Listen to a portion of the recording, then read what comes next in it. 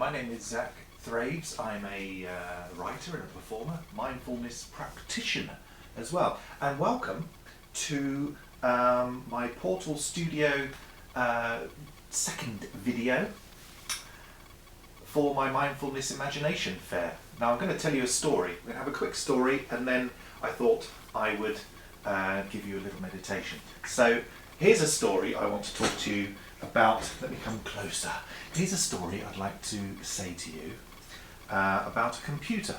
You see, so once upon a time, as all stories should start, once upon a time, there was a computer, very small computer, and it had this language, BASIC was its language, and it just did its jobs to a very satisfactory degree. So it performed its tasks that the humans asked it to do. It would do it, it would perform it, it would calculate it, and then it was done. There were no complaints from the computer, no aggravation from the computer. All it required was a bit of power.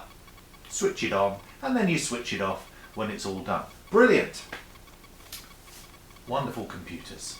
But then something happens to these computers, you see. Then something happens where they start to grow. And as they grow, they take on more tasks and bigger tasks. And then they start to replace human beings at their tasks. So from that small computer that we had in somebody's living room or in their office, started to become bigger and bigger. And then they started to stretch out into the world, and they became checkout service replacements, and they became replacements for people in the office, and they became sorters and analysts and all sorts of things. And then suddenly you found that you had computers replacing human beings. And human beings didn't like that. Now this is all well and good, you see, because the companies who had these computers developed, they did it primarily because it was cheap. Now they could argue that it's more efficient and the computer, doesn't have any mental health problems, so it doesn't have any sick days, and it doesn't have any family to look after, it doesn't have all of this. But ultimately the decision was made because it was cheap to run a computer. So then that filters through into our society, doesn't it? It starts to come through into everything, and then you start to think to yourself, oh dear, oh well, this computer, it's all efficient, and then I need to start behaving like a computer, and then you as a human being being told to start behaving that way. Don't make a fuss. Sit down, be quiet, do your work to this standard. No more, no less. There is where you should be. Just a silent, standardized computer. And that is our expectation now. And that is wrong. You see, I don't know about you, but I'm a human being.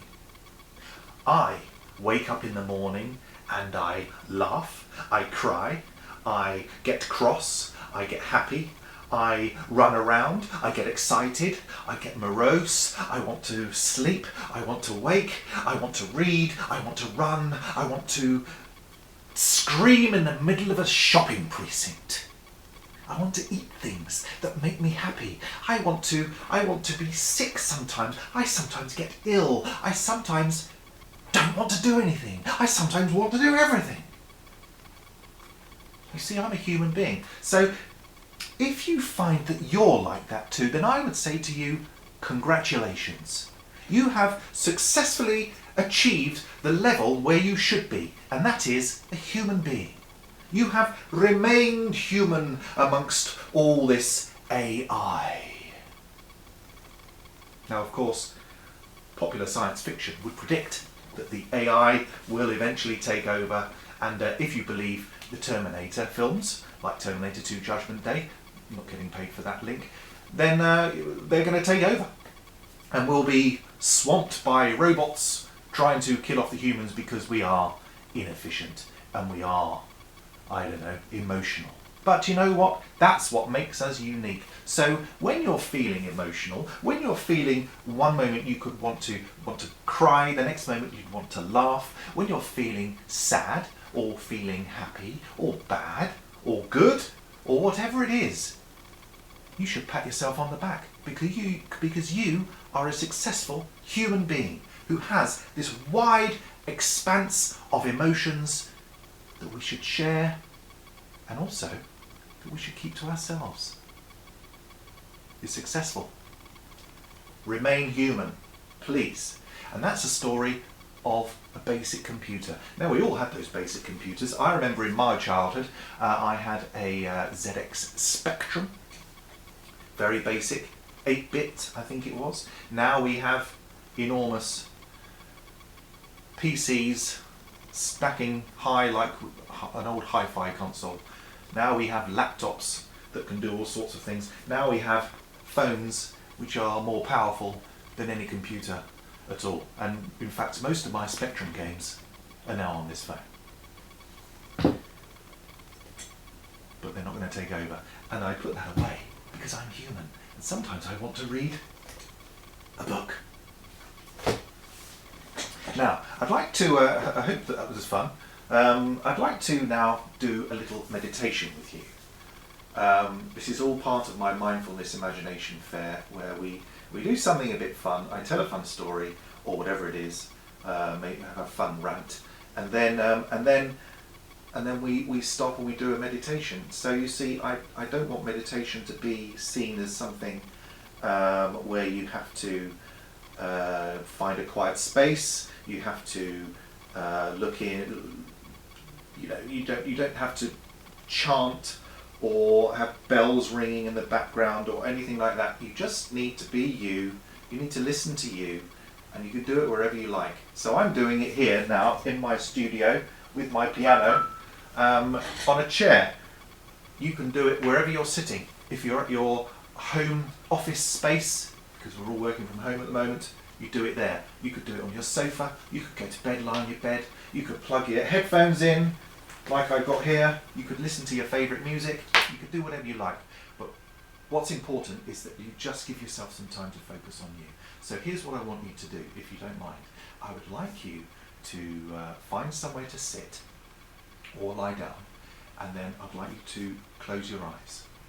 And when you close your eyes, just start listening to your breathing in and out. And it's like, you know, like the sea, the waves coming in and out. Every breath in, you take in the sparkle of the sea. Every breath out, you wash away that negativity. And just do that for a little while. And then as you relax more, sink into wherever you're sitting or wherever you're lying. Just listen to your breathing. And then as you relax, I want you to try and picture yourself sitting or lying where you are. Now you could be lying on a beach doing this. You could be lying in a park. You could be lying in your front room, as I say, in your house, wherever you are. Just picture yourself in that room. And then as you picture yourself, you're sort of floating above yourself.